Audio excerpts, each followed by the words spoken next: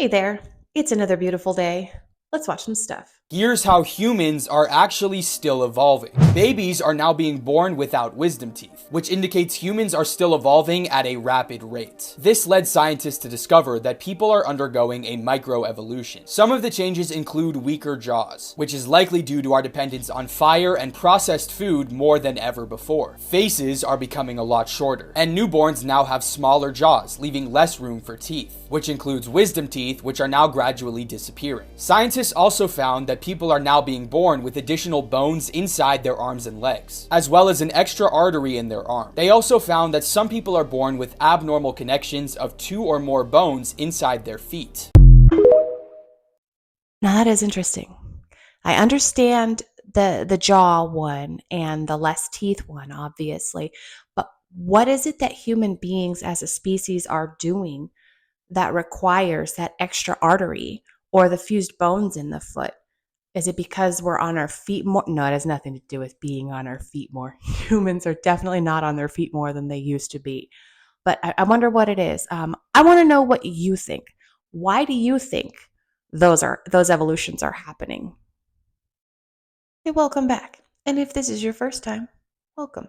If you're having a good time, please hit that thumbs up button and consider subscribing. Then come back tomorrow because I'm making a new video every day. 5 proofs showing Elvis is alive. 1. Dee Presley, Elvis's stepmother, claimed to have received a phone call from someone who sounded like Elvis months after his supposed death. The caller shared details only Elvis would know, adding mystery to the circumstances surrounding his passing. 2. A significant withdrawal of $1 million was made from Elvis's personal checking account just a month before his reported death in August 1977. This financial transaction raises questions about Elvis's intentions and financial activity. 3. In one of Elvis's favorite books, a mysterious message is underlined: "If I should return, you would not recognize me." This cryptic annotation suggests the possibility of Elvis planning a return or faking his own. 4.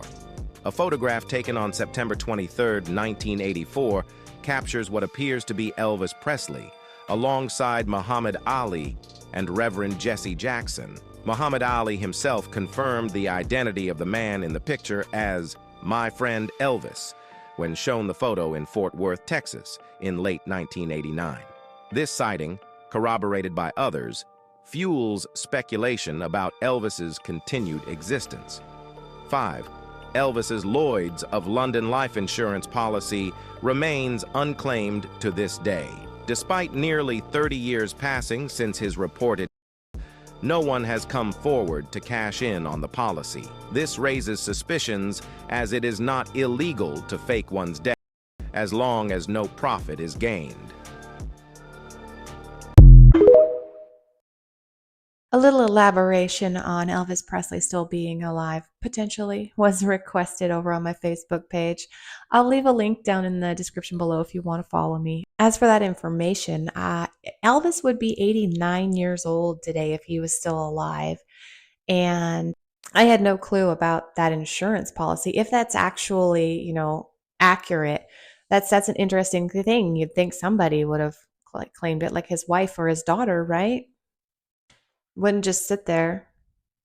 We've always had legends. Every human religion and story talks about flood and fire and the ancestors being knocked down and having to start again. But turns out that actually happened. The Younger Dryas was so severe that it literally changed the surface of the earth. I mean, we're living in the ruins of the old world. It's one of the reasons America was called the New World. That it happened is established science. There is a lot of work now, 150 plus peer-reviewed papers that are supporting a concept that was brought on by a series of cosmic impacts. 50 or 60 sites across North America, Europe, South America, South Africa that show the same consistent impact proxies, shock synthesized nanodiamonds, extraterrestrial platinum and iridium layers, the black mat layer. Particularly in North America, they went to archaeological sites, Clovis sites that go back 12,000 years, that have these very well documented and researched strata layers. And in those strata layers, back at the period bang on the Younger Dryas, that's where they find this stuff. Eventually, once they started publishing this idea about this comet theory and it might have a relationship to human civilization, some of these guys stopped getting so much access to these archaeological sites to do that work. Funnily enough, It seems like the Younger Dryas impact theory is gaining a lot of traction.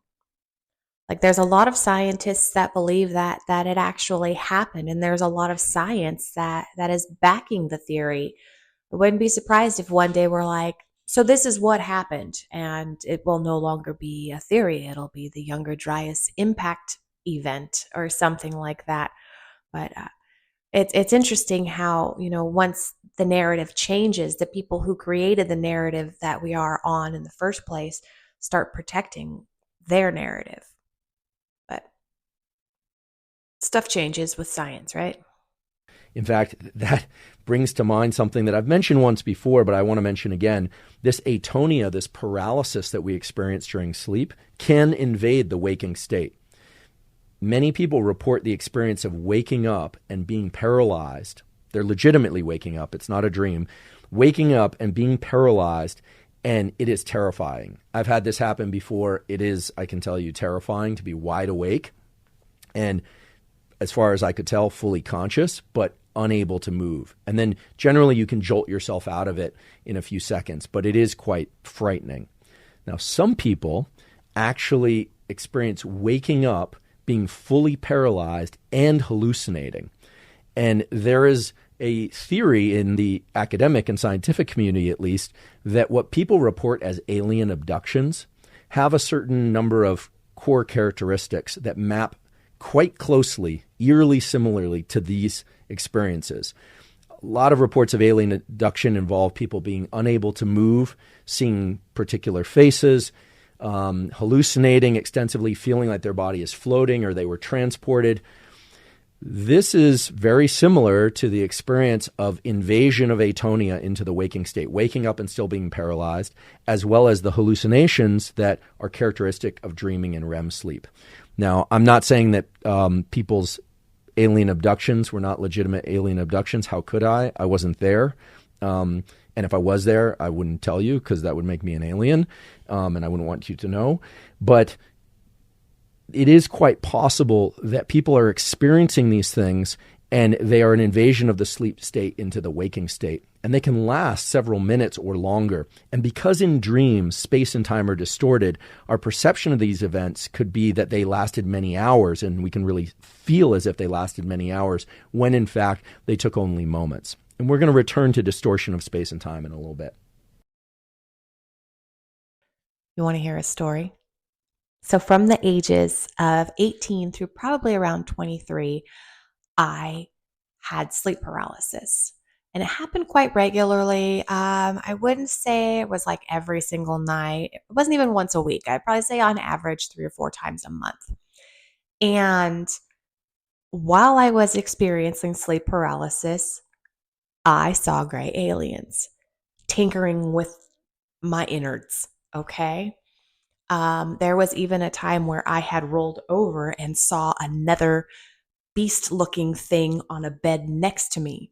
And that was in my head as well, I'm assuming. I don't know. And that was terrifying.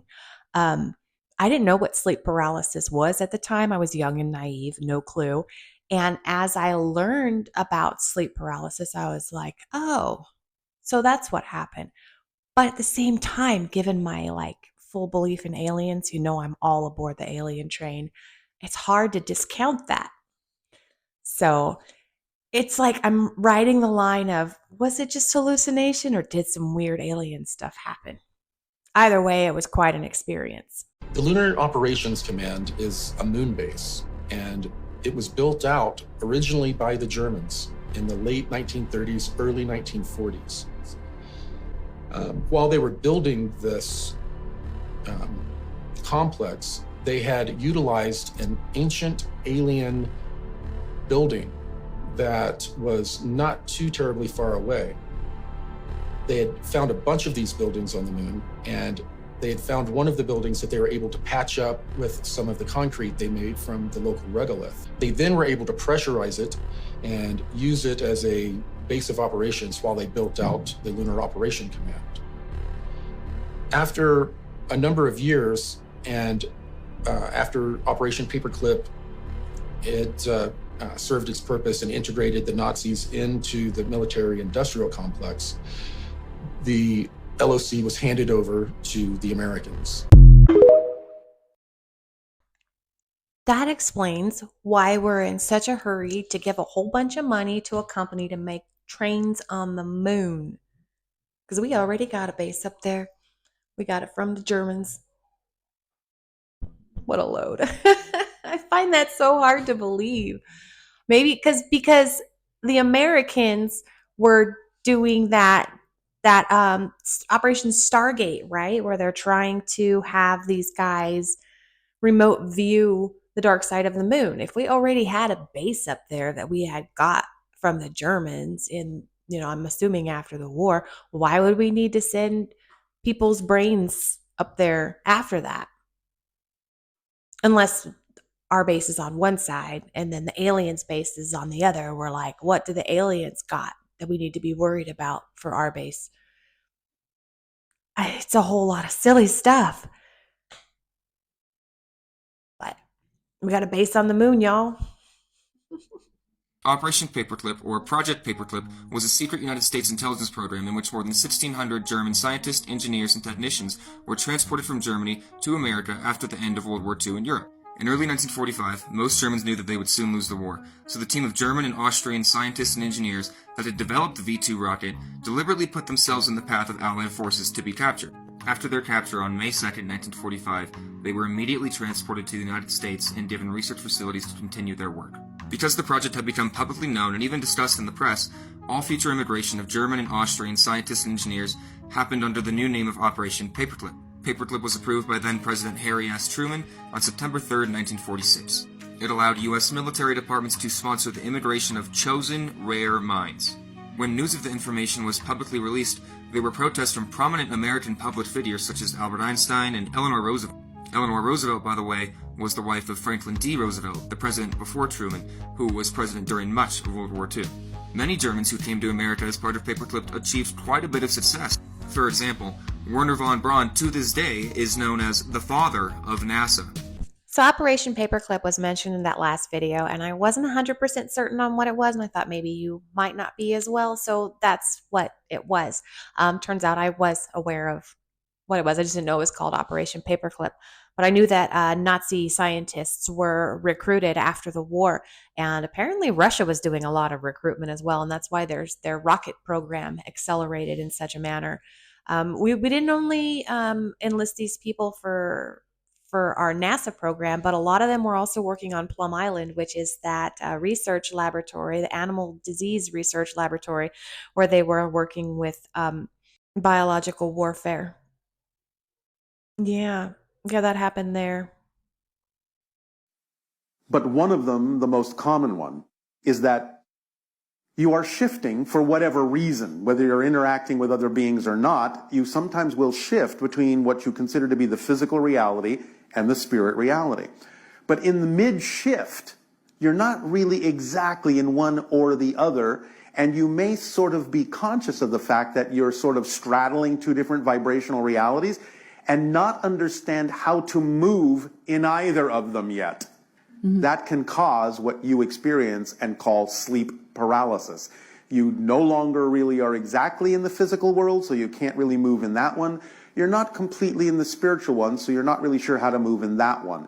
It causes kind of a crystallization or a locking up that acts as a transitional bridge between the two. So it's a temporary state that represents that transitional vibrational shift. Yeah, I actually feel that vibration, Yes. me being different Yes. than usual. Yes. And sometimes it's not, like, because usually sleep paralysis present people with something scary.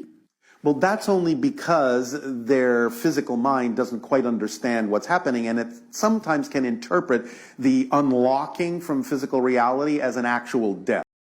It actually feels like it's being annihilated. That's not the case. Another reason why some people might be a little bit scared of it is because sometimes that transition might be happening by being in contact with other beings from other dimensions who may be helping you cross that barrier into their reality. And again, you feel out of control because those other beings are more familiar with that process than you may be, and you may not have been brought up with the tools to understand how you're participating in that crossing. I just wanted to have another point of view on this sleep paralysis because there's so many of them, and I think they're all super neat because it's a strange phenomenon that humans experience, and they all experience it differently, and they all attribute it to a different thing. Like this one is when you're ascending, and there's other beings on other dimensions trying to help you ascend. And I don't know that there are other beings or if it's other humans at another state of being that are trying to help you ascend, because that's what I guess I'm gathering it is. Like it's humans ascending, correct? I'm not 100% certain on that one. I haven't gotten fully versed on that. But it is a very interesting point of view where it is, the why you have the sleep paralysis demon is because it's scary. You don't know what's happening. You don't understand it quite yet. And those other beings, those other humans that have already ascended are trying to help you across. Unless they're not humans. Like I said, I'm not sure. Leaked on social media several years ago, this footage seems to show a team of men in white biohazard suits, carrying the body of what appears to be a mermaid. The tail is clearly visible, and two members of the paramedic team are nearby with a stretcher. As the paramedics take the creature away, we see a slightly better view of the tail, and notice how the area is cordoned off. Is this just an elaborate prank, a shoot for a TV show or film, or could this be actual footage of the government finding a real mermaid?